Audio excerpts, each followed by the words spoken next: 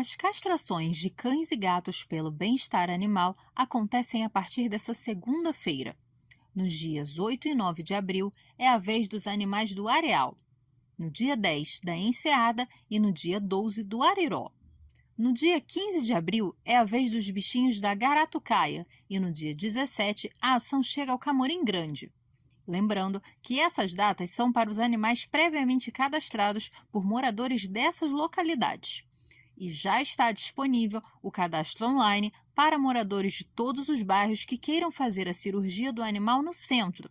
O procedimento será feito no fim do mês.